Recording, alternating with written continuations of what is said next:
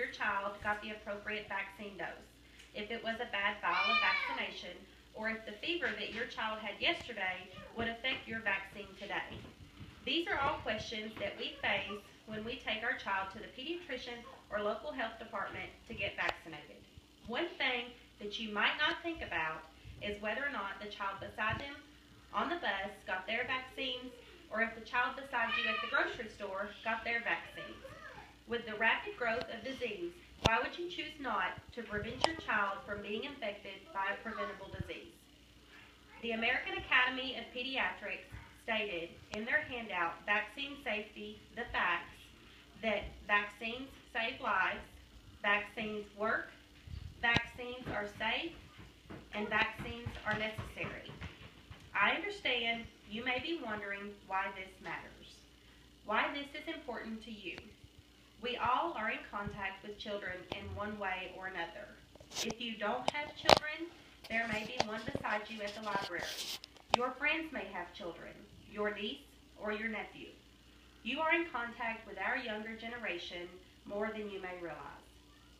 There are 14 preventable diseases that you can be vaccinated for: diphtheria, hepatitis A, hepatitis B, influenza, regular influenza, measles, mumps, rubella, pertussis, also known as whooping cough, pneumococcal disease, polio, rotavirus, tetanus, and varicella, which is also known as chickenpox.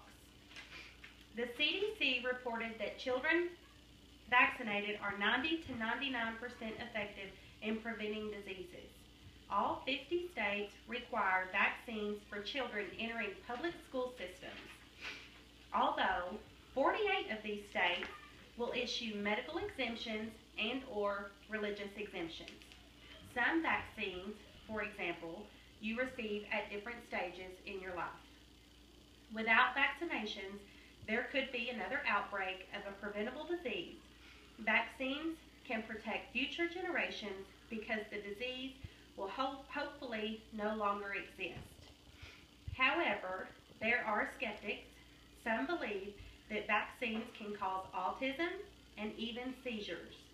The American Academy of Pediatrics released a statement in July of 1999 that stated that there's no data or evidence that correlates vaccinations to any harm caused to your child. There are many different benefits of being vaccinated. One of those is the decrease in hospitalizations. As a parent, you hold a significant amount of responsibility if you choose not to vaccinate your child. Your children will need to be isolated immediately if there is ever an outbreak. Society as a whole is being put at risk with unvaccinated children. Many pediatricians will not even treat your child if they are unvaccinated. If an unimmunized person develops a vaccine-preventable disease while traveling to prevent transmission to others, he or she should not travel by plane, train, or bus until a doctor determines that that person is no longer contagious.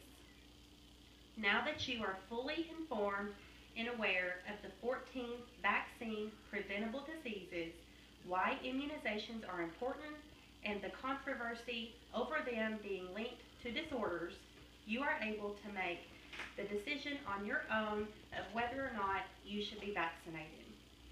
After all, if you are going to be exposed, it's best to be exposed